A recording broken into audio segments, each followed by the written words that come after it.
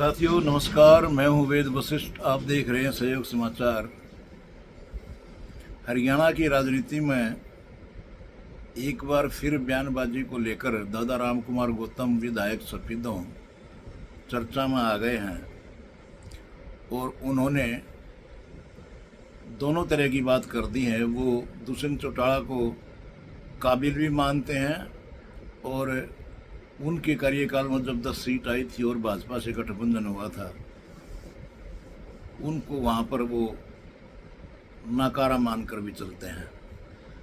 उनका कहना है कि वो समझदार बच्चे की तरह हैं, लेकिन सत्ता के लालच में उनकी आंखें सूजी हुई थी और मेरे को मंत्री बनाना चाहते थे, लेकिन किसी न किसी कारणवश वो धन की बोरी में जा घुसे और वो काम कर दिया उन्होंने जैसे कोई बच्चा अपने पापा से कहता है, दादा से कहता है, मैं तो हेलीकॉप्टर लूँगा या मैं तो कोई और बड़ी चीज़ लूँगा, और उन्होंने मुझे दरकिनार कर दिया।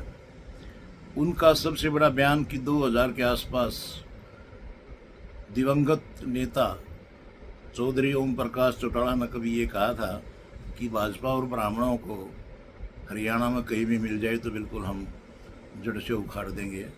लेकिन उनके बयान की अहमियत 24 साल बाद क्या महत्व दर्शाती है।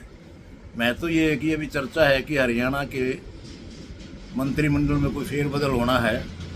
एक बीमार है मंत्री, उनकी जगह पर कोई दूसरा मंत्री बनना है, और एक मंत्री की परफॉर्मेंस बढ़िया नहीं है, उनको बदला जाना है, और साथ साथ में युवा प्रदेश अध्यक्ष भाजपा भी चयन किया जाना है।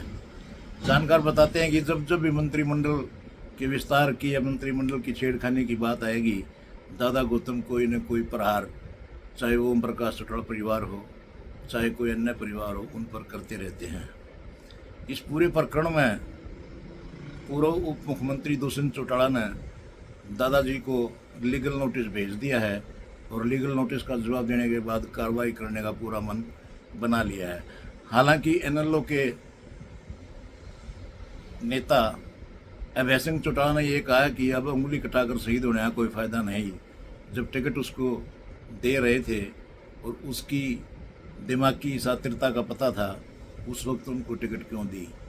ये भी यहाँ पर तय है कि जो जेजेपी के बड़े लीडर हैं चौधरी अजय सिंह चौटाला, उन्होंने भी कह दिया है कि जो व्यक्ति का विधानसभा में कोई रिकॉर्ड 10 किलो डैश डैश खाने का हो, वो कोई कुछ भी कह सकता है, और वो दादा हैं।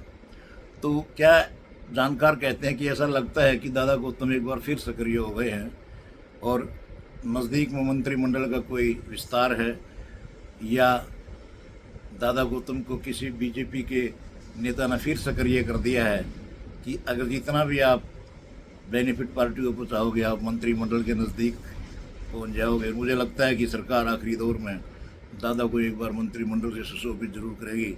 लेकिन यह बात याद रखने की बात है, दादा राम कुमार गौतम, आप बहुत वरिष्ठ, समझदार और बहुत ही अच्छे नेता हो।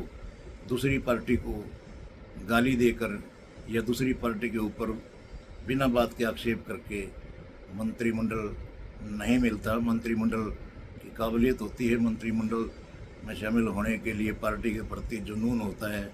मंत्रिमंडल में यूं ही किसी भी व्यक्ति को शामिल नहीं किया जा सकता। हो सकता है इसी वजह से आपको दुष्यंत ने भी मंत्रिमंडल में ना लिया हो, लेकिन आप आज भी दुष्यंत को उस मामले में छेड़ते हो और इंडियन नेशनल लोकदल और जननायक जनता पार्टी के नेताओं को आप अच्छा भी बता देते हो और साथ साथ उनकी आलोचना भी कर देते हो। जो इस दुनिया में नहीं है, उस नेता की आलोचना करना नहीं बनता।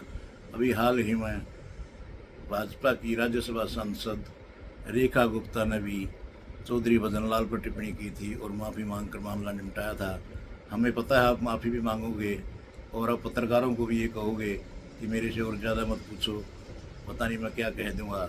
लेकिन लोगों का कहना है कि मंत्रिमंडल में फेरबदल होना है और दादा गौतम के पीछे किसी वरिष्ठ भाजपा नेता का हाथ है कि आप उभरती हुई इंडियन नेशनल लोकदल को बयानों के आधार पर थोड़ा सा झटका देते रहो, आपको इसका इनाम ज़रूर मिलेगा। आपका क्या कहना साथियों? हमारी राय में आप हमारे चैनल को सब्सक्राइब करते रहिए। यूट्यूब पर सहयोग समाचार के नाम से हमारा चैनल है और फेसबुक पर वेद वशिष्ठ पत्रकार के नाम से हमें फॉलो करते रहिए। आप सकुशल हों, गर्मी से बचाव करें और किसी भी असामाजिक घटना का आप हिस्सा न बने, समाज को नई दिशा दें, सकारात्मक रहें। नमस्कार साथियों, मैं वेद वशिष्ठ सहयोग समाचार के लिए इस राणा से रवि राजेश के साथ। आपका क्या कहना दादा राम कुमार गौतम के बारे में? टिप्पणी जरूर करना, कमेंट जरूर करना, आपके कमेंट का इंतजार रहेगा। और चैनल को भी सब्सक्राइब कर दिया करो। बहुत बहुत मेहरबानी, धन्यवाद। अगले अंत में फिर आपसे मुलाकात होगी। नमस्कार साथियों।